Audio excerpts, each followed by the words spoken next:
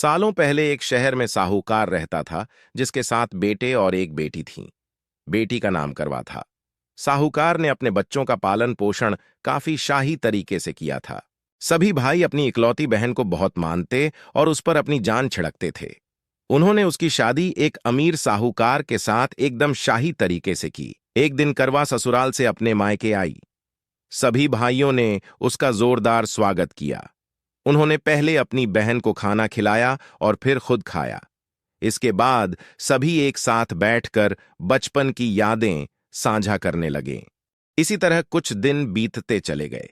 एक दिन शाम को जब करवा के 7 भाई अपने काम से घर लौटे तो उन्होंने देखा कि उनकी बहन काफी उदास होकर बाहर बैठी थी। अपनी बहन करवा को उदास देखकर सभी भाई चिंतित हो गए। वो तुरंत उसके पास गए और उदासी का कारण पूछने लगे। इस पर करवा ने बताया कि उसने अपने पति के लिए करवा चौथ का उपवास रखा है और चांद के इंतजार में सुबह से ही भूखी प्यासी है।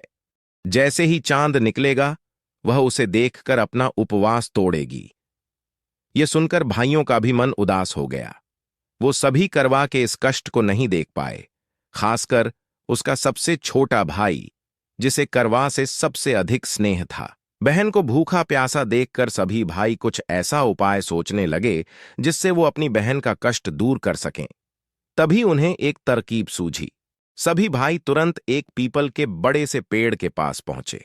उनमें से सबसे छोटा भाई एक जलता हुआ दीपक लेकर उस पेड़ पर चढ़ गया और उसे एक छलनी में रखकर वहीं छोड़ दिया।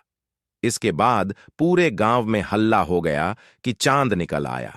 करवा भी उस जलते दीपक को चांद समझ बैठी और जल्दी से पूजा पूरी कर अपना उपवास खत्म करने के लिए बैठ गई। जैसे ही उसने खाने का पहला निवाला उठाया, उसकी नजर भोजन में पड़े बाल पर पड़ी। उसने तुरंत उस निवाले को अपने प्लेट से निकालकर दूसरी तरफ रख दिया। इसके बाद उसने दूसरा निवाला अपने मुंह में डाला। तभी उसके दांतों में एक कंकड़ आ फंसा। उसने झटपट उस निवाले को भी प्लेट से हटा दिया। इसके बाद उसने तीसरा निवाला अपने मुंह में रखा कि तभी उसे एक बुरी खबर मिली। करवा को पता चला कि उसके पति की मृत्यु हो गई। यह सुनते ही करवा पूरी तरह से टूट गई और जोर जोर से रोने लगी। कुछ समय बीतने के बाद उसे अपने पति के मृत्यु की सच्चाई का पता चला।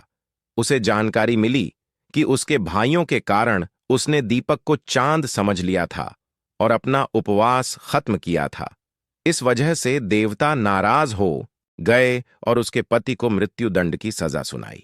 सच्चाई का पता चलने के बाद करवा ने अपने पति का अंतिम संस्कार नहीं करने का प्रण लिया। देखते देखते 1 साल बीत गए। करवा अपने पति के मृत शरीर के पास ही बैठी रही। वह रोजाना अपने पति के शव को साफ करती और वहां उगने वाली घासों को भी हटाती रहती थी। 1 साल के बाद फिर से करवा चौथ का पर्व आया। हमेशा की तरह सभी महिलाएं इस व्रत को करने के लिए एक साथ जुटीं। इसमें उसकी 7 भाभी भी थीं। शाम के समय पूजा समाप्त करने के बाद जब करवा की सभी भाभी उसके पास पहुंचीं, तो उन्होंने करवा को आशीर्वाद मांगने को कहा। इस पर करवा ने सभी से एक एक करके अपने पति को जीवित करने का वरदान मांगा।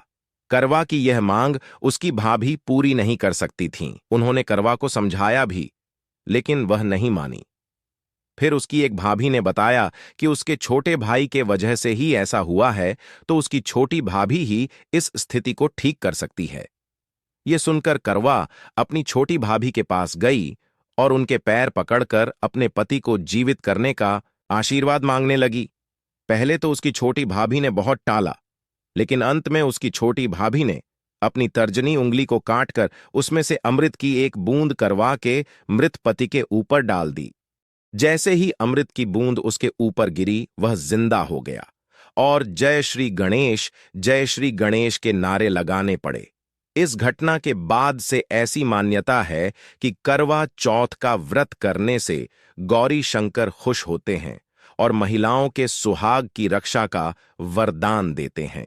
कहानी से सीख। इस कहानी से यह सीख मिलती है कि इंसान को हमेशा सच्ची भक्ति से पूजा पाठ करनी चाहिए।